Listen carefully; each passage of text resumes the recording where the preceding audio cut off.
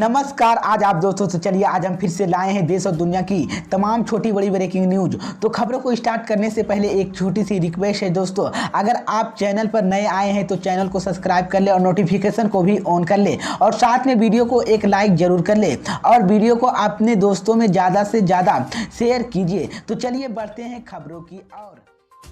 इसी बीच पर दोस्तों अगली खबर की औरतों की गुजरात चुनाव से ठीक पहले भाजपा को लगा तगड़ा झटका। गुजरात के पूर्व सीएम विजय रूपाणी सहित कई दिग्गज नेता ने चुनाव लड़ने से किया इनकार। मोदी अमित शाह की छूटे पसीने। जी हां दोस्तों, आपको बता दें ये बड़ी खबर सामने निकलकर आई दोस्तों की गुजरात चुनाव की तारीखों का ऐलान के साथ ही चुनावी महासरगर्मियां तेज हो गई है। भाजपा की ओर से धुआंधार प्रचार के बीच कई दिग्गज नेता ने चुनाव लड़ने से इनकार कर दिया है। इनमें से एक नाम पूर्व सीएम विजय रूपाणी का भी है। विजय रूपाणी ने युवाओं को मौका देने की बात कही है और गुजरात के पूर्व मुख्यमंत्री विजय रूपाणी ने कहा कि मैंने सभी को सहयोगी 5 साल की सीएम के रूप में काम किया। इन चुनावों में नए कार्यकर्ताओं को जिम्मेदारी दी जाए। मैं चुनाव नहीं लड़ूंगा। मैंने वरिष्ठ को पत्र भेजकर दिल्ली के अवगत कर दिया है। हमने चुनाव के उम्मीदवारों को जीतने के लिए काम करेंगे। वहीं पर गुजरात के पूर्व डिप्टी सीएम नितिन पटेल ने भी आगामी विधानसभा चुनाव लड़ने से इनकार कर दिया है। इसके अलावा वरिष्ठ भाजपा विधायक भूपेंद्र सिंह चूड़ाशामा ने भी चुनाव लड़ने से इनकार कर दिया, जिसके बाद भाजपा को तगड़ा झटका लगा है। तो ये बड़ी अपडेट है दोस्तों। इसी बीच पर दोस्तों अगली खबर की ओर कि राहुल गांधी को मिला आदित्य ठाकरे और शरद पवार का साथ। आज भारत जोड़ो यात्रा में हुए शामिल। मोदी की उड़ी नींदें। जी हां दोस्तों, आपको बता दें ये बड़ी खबर सामने निकल कर आई दोस्तों की महाराष्ट्र में कांग्रेस नेता अशोक चव्हाण ने बुधवार को कहा है कि एनसीपी के प्रमुख शरद पवार और शिवसेना आदित्य ठाकरे 11 नवंबर को कांग्रेस पार्टी में भारत जोड़ो यात्रा में शामिल होंगे, जबकि एनसीपी जयंत पटेलिया सुप्रियो ने शुलो और जितेंद्र देवर कल शामिल होंगे। और वहीं पर कांग्रेस अध्यक्ष मल्लिकार्जुन खड़गे ने गुरुवार को पार्टी की भारत जोड़ो यात्रा में शामिल होंगे। बता दें कि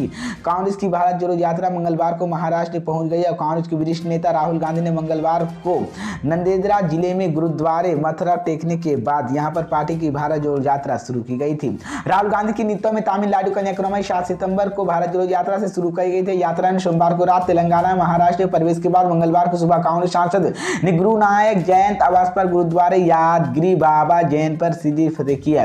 लेकिन इस बीच वहीं पर राहुल गांधी ने कहना है कि सितंबर से शुरू हुई यह पदयात्रा श्रीनगर में तिरंगा फहराने के साथ संपन्न होगी। उन्होंने कहा कि कई ताकत हमें रोके तो रोक सके। उन्होंने यात्रा लक्ष्य देश की स्थान साथ करना होगा। इस बीच मैं आपको बता दें उन्होंने कहा कि युवाओं को रोजगार नहीं दे सकता तो एक और जहां पर बेरोजगारी वहीं दूसरी और महंगाई की मार है। इसी बीच पर दोस्तों अगली खबर की औरत की जेल से बाहर आते ही संजय रावत ने फिर भाजपा पर बोला बड़ा हमला। कहा मेरी गिरफ्तारी तुम्हारी सबसे बड़ी गलती। जी हां दोस्तों, आपको बता दें ये बड़ी खबर सामने निकल कर आई दोस्तों की मनी लैंडिंग मामले में कोर्ट से जमानत मिलने के बाद संजय रावत ने बुधवार को शाम 6:45 में रोड जेल से बाहर निकल गए। 100 दिन बाद जेल से बाहर आते ही संजय रावत ने फिर अपने पुराने तेवर दिखे और भारतीय जनता पार्टी पर जमकर हमला बोला। संजय रावत ने आमने सामने खड़ी होकर उद्धव ठाकरे के नेता वाली अपनी प्रतिक्रिया पुष्टि करते हुए कहा कि सत्ता में बैठे लोग मुकाबला करना जारी रखेंगे, किसी भी हालत में वो नहीं झुकेंगे। इतना ही नहीं, उन्होंने अपनी गिरफ्तारी को भाजपा की सबसे बड़ी राजनीतिक गलती बताई है।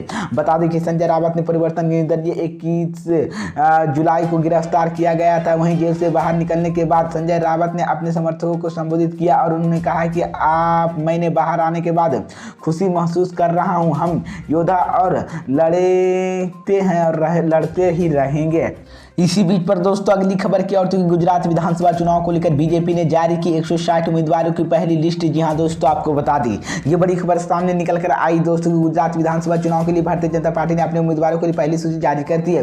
बीजेपी के राष्ट्रीय महासचिव दर्श कुमार गौतम ने गुजरात विधानसभा चुनाव के पहले चरण के लिए 160 उम्मीदवारों को नामों का घोषणा किया है। कांग्रेस छोड़कर बीजेपी में शामिल हुए हार्दिक पटेल ने भी विरागाम विधानसभा चुनाव से बीजेपी के उम्मीदवार बनाया गया। वहीं पर मुख्यमंत्री भूपेंद्र पटेल खाटगोलिया विधानसभा सीट से चुनाव लड़ेंगे।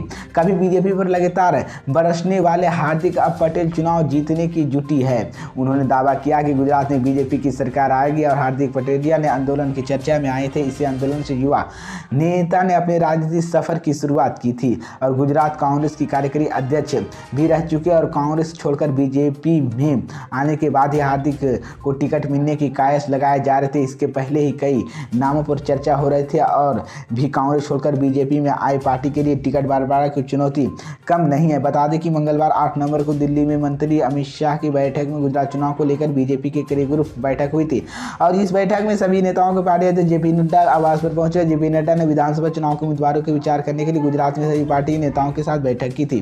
बता दें कि गुजरात विधानसभा चुनाव के लिए अब सिर्फ 20 दिन बचे हैं। राज्य में कभी भी 182 सीटों के लिए 1 दिसंबर और 5 दिसंबर को 2 चरणों में मतदान होना है। नतीजे 8 दिसंबर को आएंगे और इसी को लेकर सभी पार्टी ने अपनी प्रचार करना और सरगर्मियां तेज कर दी है।